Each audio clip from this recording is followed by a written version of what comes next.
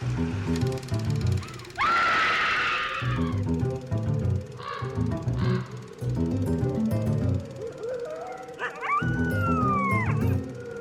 everyone, and welcome to Scream Scene, the horror movie podcast where we watch every horror movie ever made in chronological order, and then we rank them from best to worst. My name's Ben. And I'm Sarah. Thank you for listening to us today.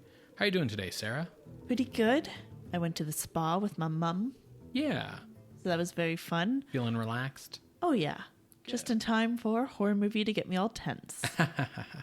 How are you today? I'm doing pretty good. The heat finally broke here in Alberta. So it's like 19 degrees and it's raining. And I'm oh so grateful for this coolness. Normally, I'm not a big fan of overcast weather. But I can think, Sarah. I have brain power. I feel human. These are all good things. But you're the undead, so you're not human. Ouch. You're not alive. You're not a human. You're a Dracula. According to our logo, you are a Dracula, and I am a Frankenstein. No, you're right. You're right. There we go. It's sad being a Dracula. I'm sorry. It's okay. Well, to make you feel less sad, what are we watching today?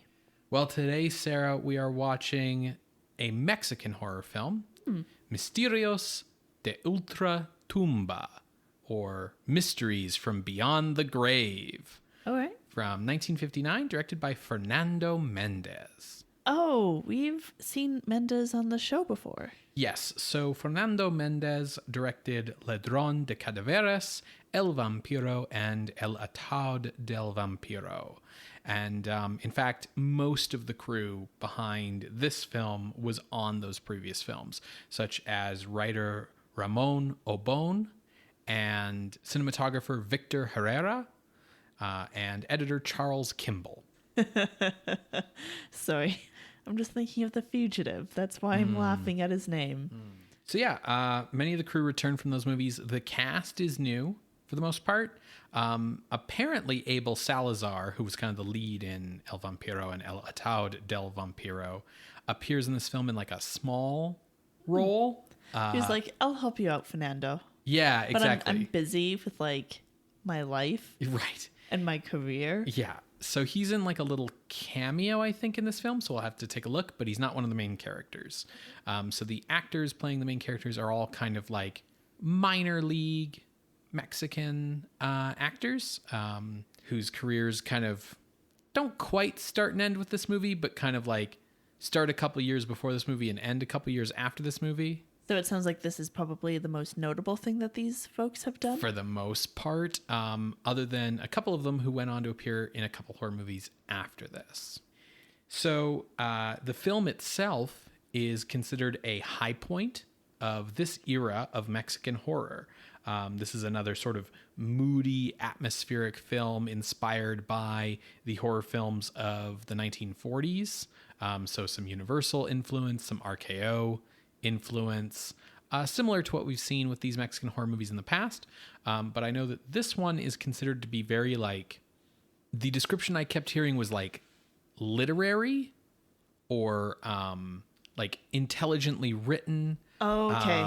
Well, I mean, compared to like Ladrón de Cadáveres, where it's like wrestlers getting brain transplants or something. So maybe this is maybe a little more, I don't like to use this word, but like serious.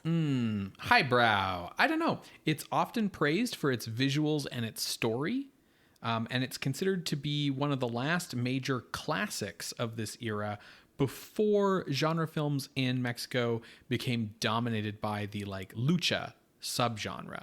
So in a few years, if you have a vampire or a witch in a Mexican horror movie, they're going to be fighting like El Santo. Amazing. Yeah. So this is kind of considered to be one of like the last big entries of like straight horror in Mexican film for a while. The film was released on May 13th, 1959. Was that a Friday? I don't know. I'd have to look it up. It would be edited and dubbed for release in the US under the title The Black Pit of Dr. M, on October 11th, 1961. And in a somewhat unusual case for this sort of thing, the American version of the film is believed lost, but the uncut Mexican version survives. Well, I mean, that's the version we would prefer to watch. Yes. So that there's just no skin off our back. Yeah. It was released with English subtitles on DVD in 2006 by Casa Negra, which was a DVD imprint that specialized in Mexican horror films. So like a lot of the other Mexican horrors that we've watched on the show were available from Casa Negra at one point or another. And then in 2021, it was given a restored Blu-ray release by Alameda Films. But that release is not available with English subtitles. Okay. So that was like just a release for the Mexican market, whereas Casa Negra was a DVD company that packaged those Mexican horror films for a United States audience. Okay. That's kind of interesting. So given the context that you've given us of this being kind of the last in this era, what does that mean for like Mario Bava? Because I know he really strikes it big with horror in the 60s. He's Italian. Well, let me just take my foot out of my mouth there. I'm sorry. That's I didn't all right. realize that. There's a few more straight Mexican horror films after this that aren't like fighting wrestlers, but this is just sort of considered to be like a high watermark for the era before things start to go in that direction. Okay. Yeah. So how are we watching this movie? Well, Sarah, we're going to be watching the restored edition. It's available on Alameda Films' YouTube page, all in glorious HD. It just doesn't have any English subtitles. Well, folks, that Alameda version can be found on our YouTube playlist at screamscenepodcast.com. You're going to hear a brief musical interlude, and when we come back, we will discuss Misterios de Ultratumba from 1959, directed by Fernando Mendez. See you on the other side, everybody.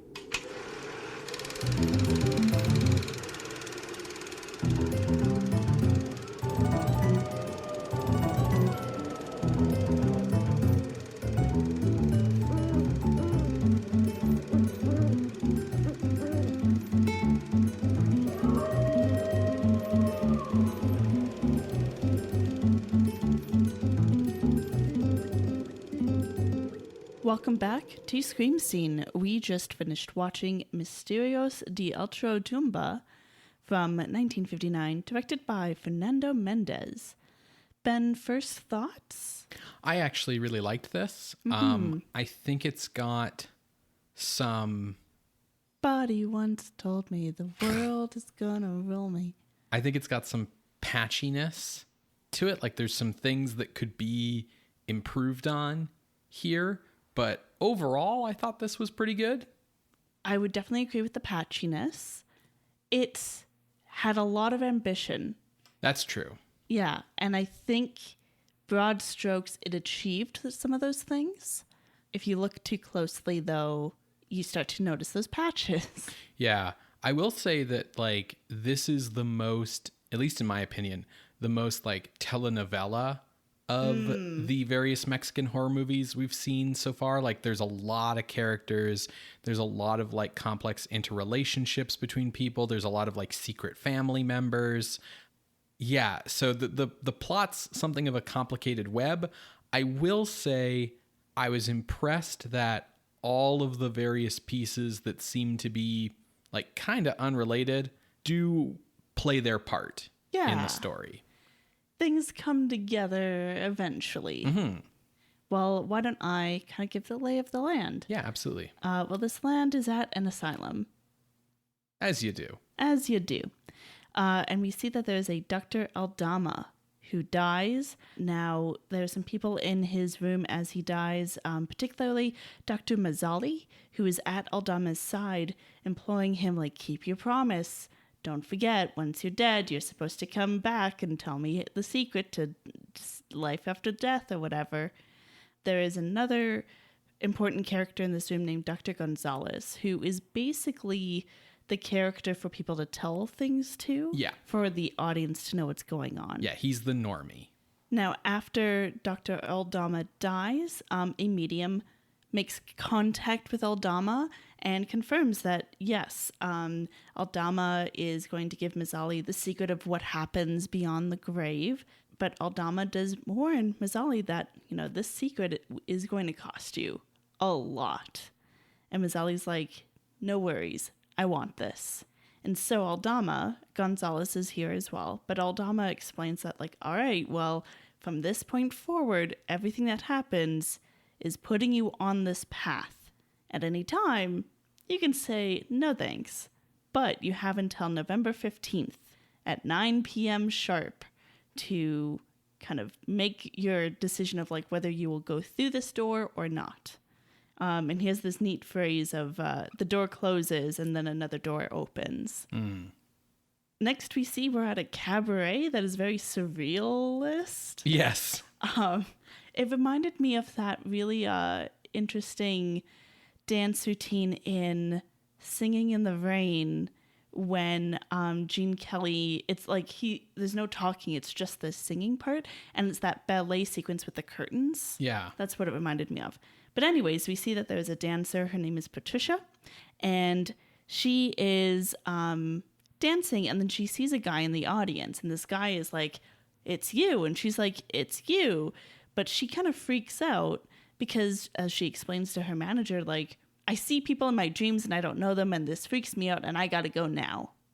As she's packing up, she meets a mysterious guy who explains that, like, hey, your dad was this Dr. Aldama who died like 2 weeks ago.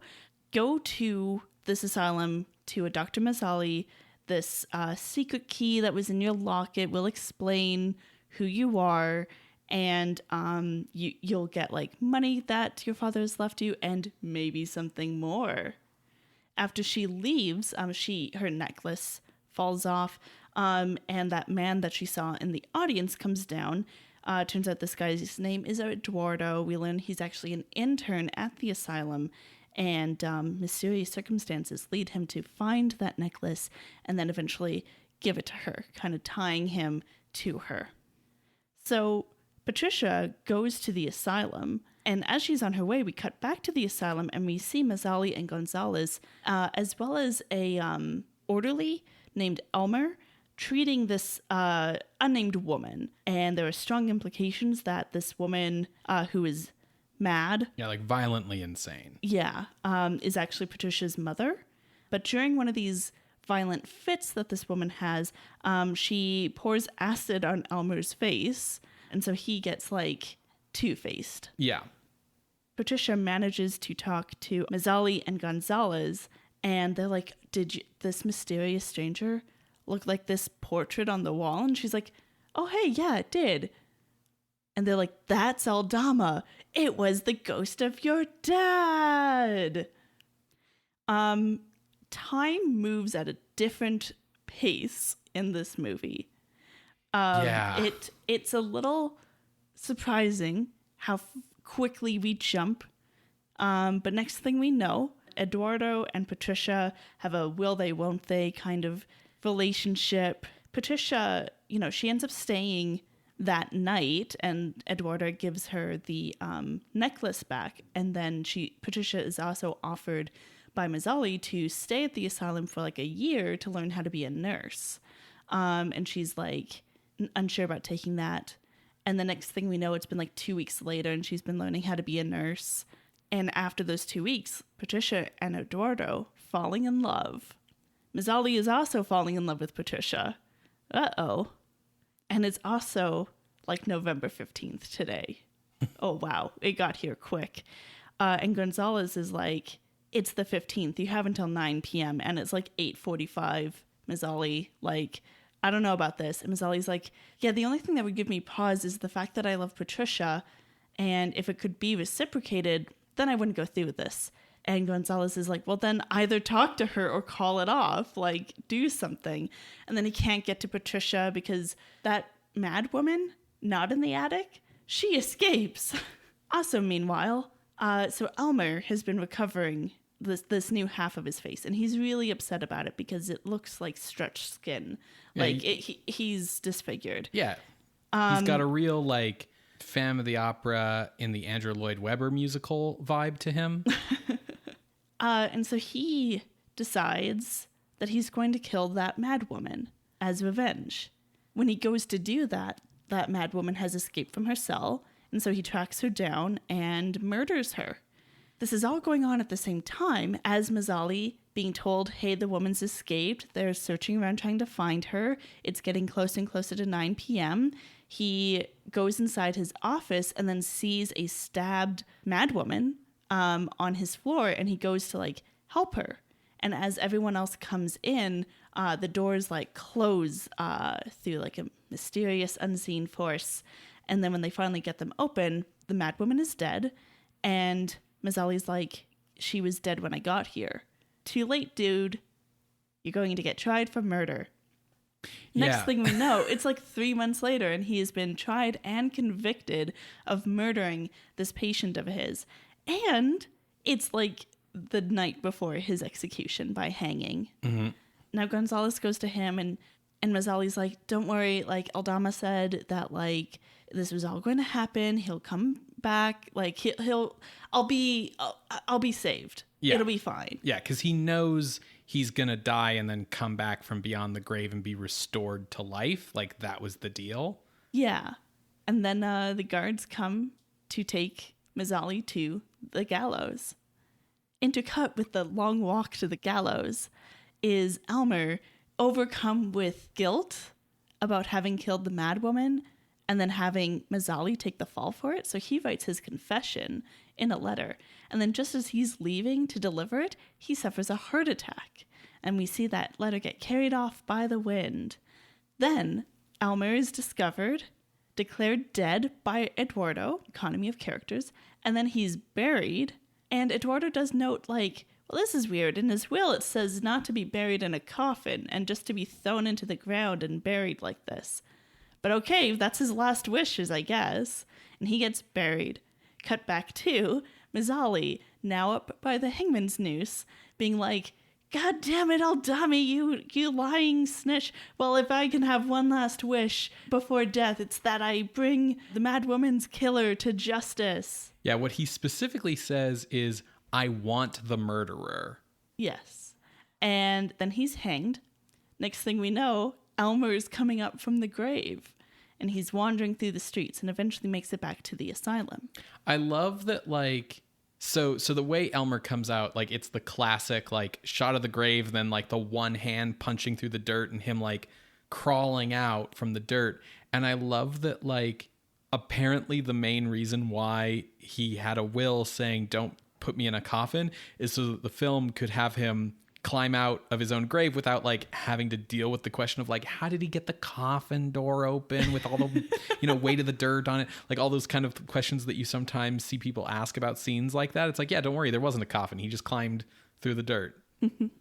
Now, as I said, Elmer makes his way back to the asylum, and then we see inside the asylum in like the living quarters where everyone, including Patricia, Eduardo, and Gonzalez, are having like a memorial for Mazzali, and then they hear Mazzali's telltale aggressive fiddling. Mm-hmm. And they're like, well, what's going on? Eduardo and Gonzalez go investigate, and they find Elmer fiddling like all to hell.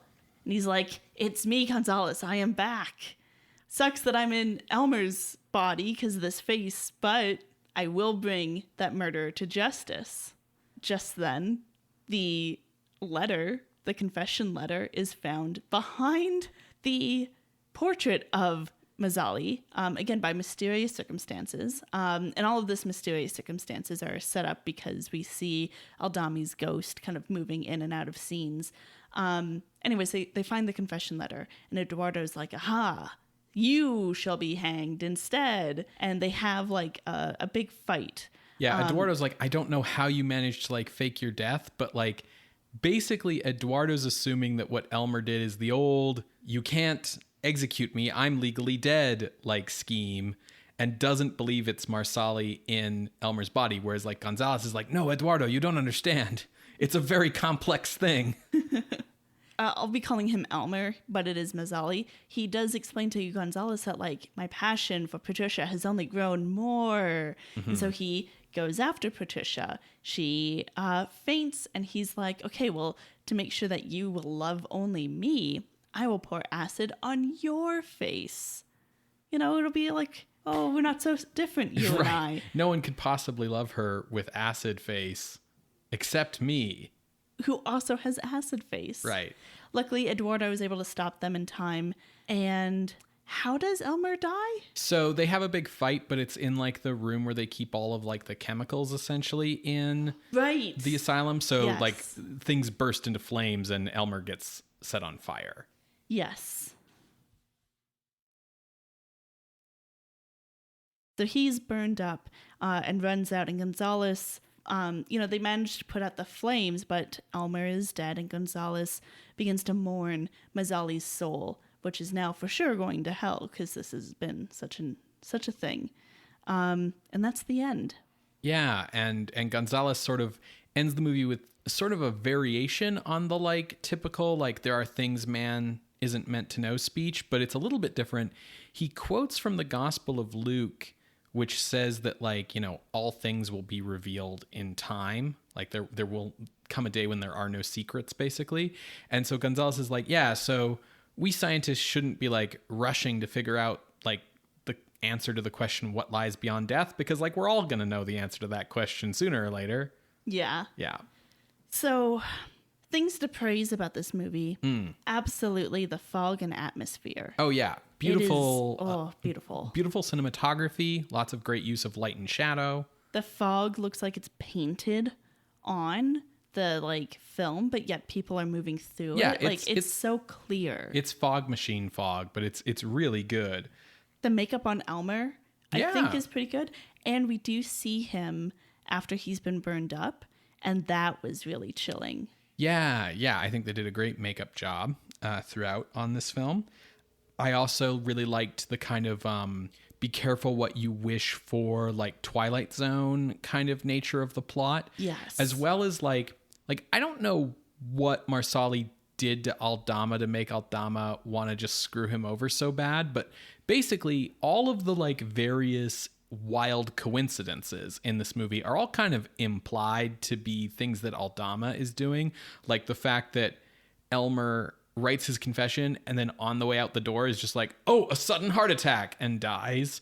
And it's all like very carefully set up so that Marsali will die and then come back in Elmer's body and then like essentially get sort of killed for the same crime that he didn't commit twice. Yeah. Because he's executed for this murder he didn't do as Marsali, and then because he comes back in the murderer's body, Eduardo's like, aha, you're the murderer, and he gets killed again.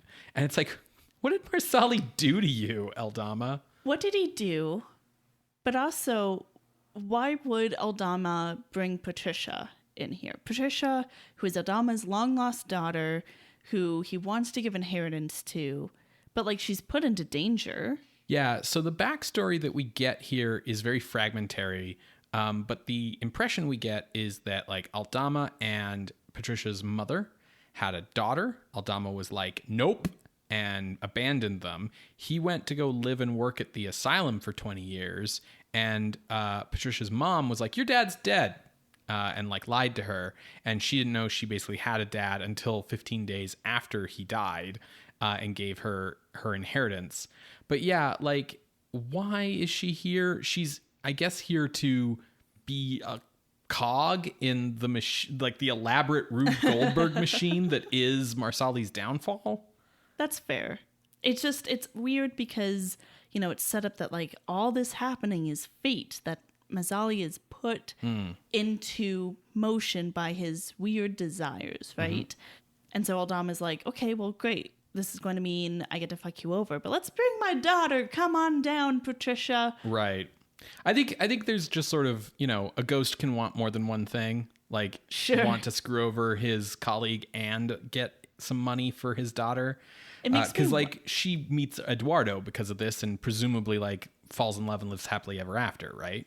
Yeah, but she met Eduardo before all this happened. But she was going to run away. Yeah. I will also add that it makes me wonder if Aldama died because of Mazzali.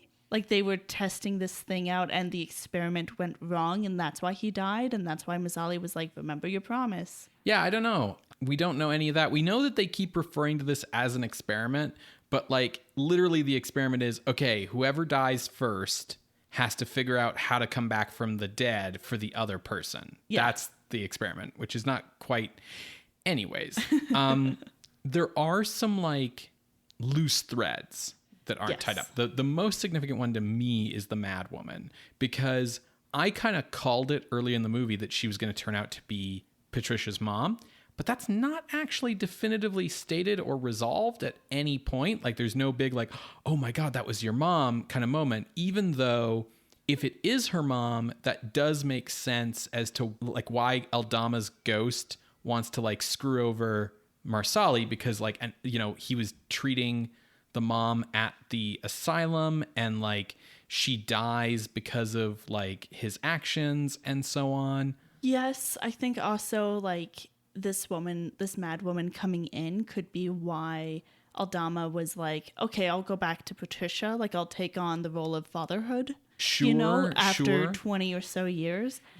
Patricia thinks her mother is dead. She says that like her mother died after a long illness.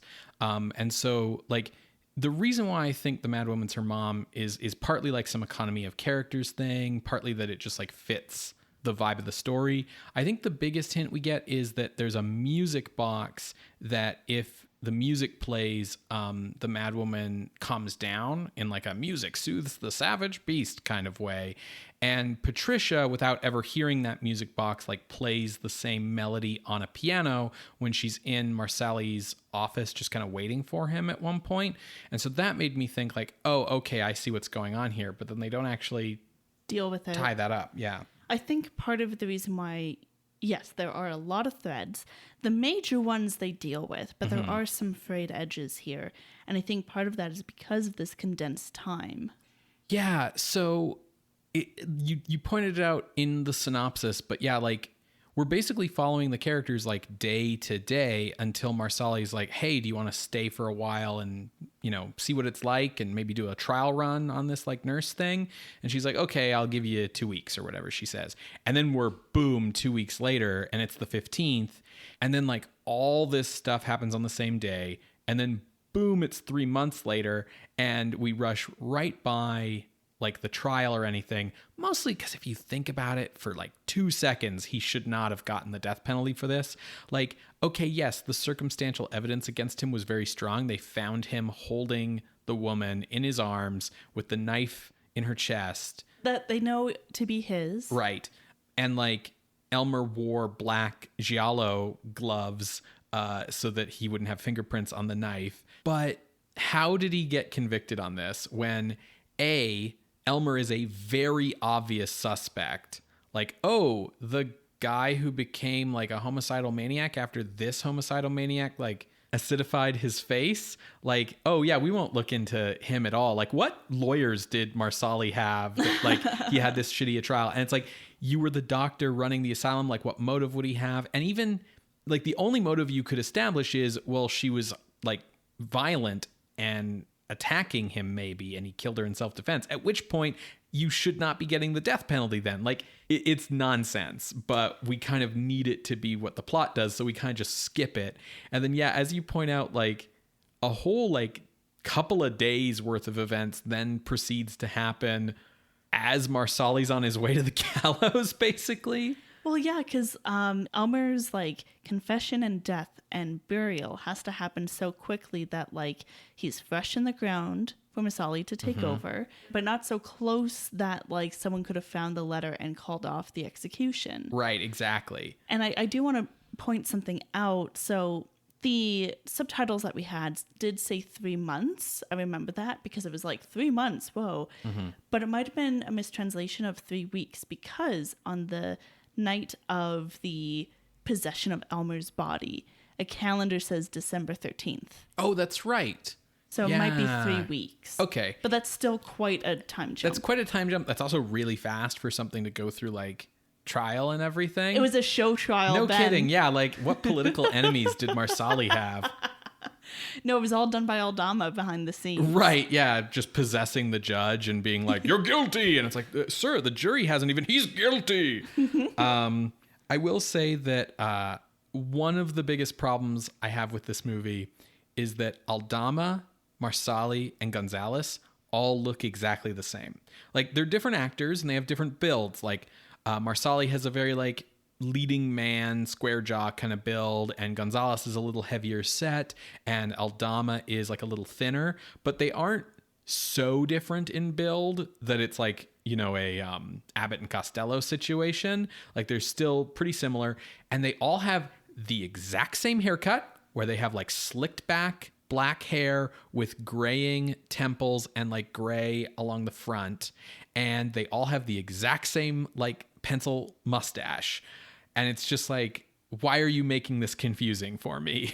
What are you doing? What I got confused about until my brain caught up is the cut from Mazzali and Gonzalez to the cabaret.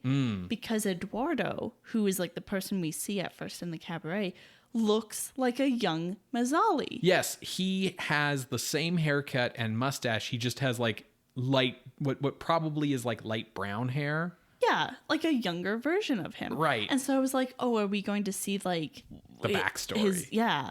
And then it was just like, no, actually, this is just like that character. And then I thought maybe it was like he was going younger as they got closer to the November 15th or something. Yeah, no, and totally. Then they finally introduced that this young guy was Eduardo. But yeah, I got really confused. Yeah, all these guys look the same. So yeah, I guess to be a doctor in Mexico, there was like a specific like hair and facial hair like requirement at the time. I don't know. Yeah, the ending's a little bit rushed. Yeah. It makes sense on like a vibes level more than a like literal level, you know? Vibes, but also that homage to Universal stuff. And I also want to make sure to call out that Aldama's haunting was really good. I really liked the way that he was haunting. He was like sometimes in the scene, sometimes not. Sometimes you would see his shadow. He would walk past and people would be like, oh, there was the wind. And the way that he would like use the wind to control like the letter flying away. It was really cool and like really well done. Lots of really cool visuals in this movie. Good effects work. Pretty good performances, I thought, all around. The actress who plays Patricia is extremely gorgeous. Yeah, pretty fun movie. I will say that I am 99% sure that the asylum is the same set as like the hacienda from El Vampiro. Like it's exactly the same courtyard. I am 99% sure. So that was kind of fun to see and notice. But yeah, I liked this. I think it's a little sloppy, but I liked it. I liked it too. But where would you rank it? Well, Sarah, as you might expect, I looked for El Vampiro on the list as a comparison point. I actually think I liked this better than El Vampiro. El Vampiro is very good, but I think it's also like has a lot going on and a lot of like complicated ins and outs. And I think ultimately speaking, what I liked about this better was the romantic subplot didn't have the sleazy element that El Vampiro's does. Sure. I will say El Vampiro, while it also had many, many threads, they all come together. There's absolutely. No frayed edges. But I also think that Misterios de Ultratumba has like way better like atmosphere and cinematography. Like I think the team making these movies has gotten better with each entry, and I think it's really good that way. So I made El Vampiro my floor, and then I did not think that this was superior to Vampire, which is at number 49, but I thought it could be better than The Seventh Victim, which is also a really convoluted movie that feels like they forgot about bits of the story as they were making it. So my range here is 50 to 55. All right. So I also started to look at where Mendez's other work was. So as you said, El Vampiro from 1957 is ranked at number 55. His 1958 horror movie El Atado del Vampiro is right below that at number 56. And then Ladrón de Cadáveres from 1957 is ranked at number 110. Wow, that's a gap. That's a gap. So I looked at Ladrón de Cadaveras and I was like, you know what? I think Misterio de Ultratumba is a better horror movie than that. That movie is really fun. But this has the atmosphere and everything that you're looking for. So I started looking up from there. From El Vampiro and El Atad del Vampiro, I wasn't sure. Because El Vampiro, as I said, really brings everything together. It has a stronger core, maybe because it is adapting Dracula, however loosely. So I actually had considered a range below El Vampiro. And ultimately, where I was kind of looking was my eyes fell to The Return of Dracula at 71, which is suburban Dracula. Right. And I was like, that movie is also a little convoluted, but I felt like, whether they meant to or not, it's saying something interesting about an immigrant story. Right. Whereas Misterios de Ultratumba, it's not saying anything in that way. Like, it's a vibe, it's a fun movie, but there's no social meaning behind it. Right. So I started looking below 71 and I stopped at 86, The Devil Commands, because both of these movies have elements of going beyond the grave. Sure. And I think Misterios de Ultratumba does it better than The Devil Commands. Sure. I would like to propose a spot. I think this is better than Return of Dracula. Yes, Return of Dracula is saying something interesting about immigrants in America by accident, but because of that suburban setting, they just go out to Bronson Canyon and the ending's in a cave. It has that cheap feel that a lot of American indie horror movies of this period have. And ultimately, I think that on the level of being a horror movie, Misterios de Ultratumba achieves greater atmosphere and greater spooky creepiness. So I would say that this is better than Return of Dracula, but I would be willing to rank it below last week's movie, Curse of the Undead, because it's not doing anything as innovative or clever as that movie was. Yeah, I think Misterios is innovating on its own trend. They've really nailed down what they're wanting to do here. They're not innovating so much as they're iterating. Yes. And improving upon what they were doing. And I would agree that this is probably a high point, particularly for the stuff that we've seen from Mendez. It's really well done. But I am happy with that spot. Okay. So entering the list at the new number 71 is Misterios de Ultratumba from 1959, directed by Fernando Mendez. If you would like to see this list, you can go to our website, screamscenepodcast.com. There you can find links to the many episodes that we have mentioned today, as well as our appeals box. If you would like to contest this or any other ranking, you can drop us a line through our Ask box on Tumblr. You can reach out over email at screamscenepodcast@gmail.com or reach out over Twitter @_screamscene. Scream Scene updates every Wednesday on Apple Podcasts, Google Podcasts, SoundCloud, and Spotify. You can subscribe to the show using our RSS feed and help the show out by telling a friend about it, whether that's over social media or face-to-face. Word of mouth is the best way for us to grow our audience. If you'd like to help out the show in a financial sense, help us pay for our hosting fees and make it, feasible for us to take the time out of our busy schedules to do these episodes, we would really appreciate it if you headed on over to patreon.com/screamscenepodcast, where you can become a patron of the night for as little as $1 a month. Patrons at the $5 and $10 level get access to regular bonus content, and patrons of all levels get to vote in our monthly horror-adjacent bonus episode polls.